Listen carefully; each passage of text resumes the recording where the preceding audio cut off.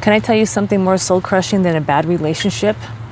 It's the one that's 90% amazing and 10% devastating. You would think 90 would be more than enough. He's a great provider. You guys have the same sense of humor. You rarely even argue. But once or twice a year, what the hell was that? Would happen and blow the whole foundation of what you thought your relationship was built on completely apart. We always hear about and we always talk about how important compatibility is, sharing values and interests and morals, but we never talk about capacity, and that's the make or break difference. Compatibility is who you are together on the good days.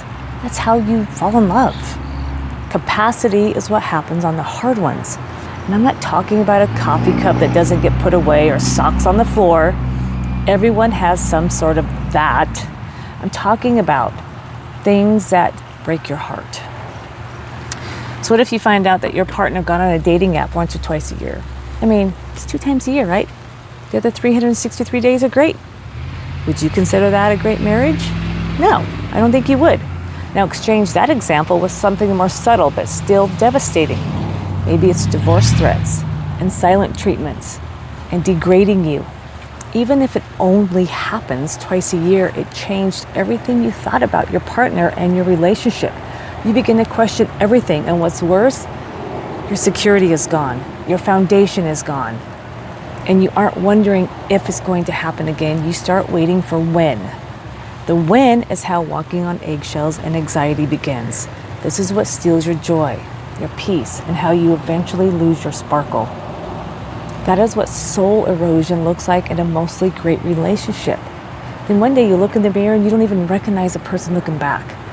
It isn't constant, but every time it happens, that crack in the foundation becomes a crevice. If you're living this, you're not choosing between a bad relationship or a good one. Wouldn't that be so much easier?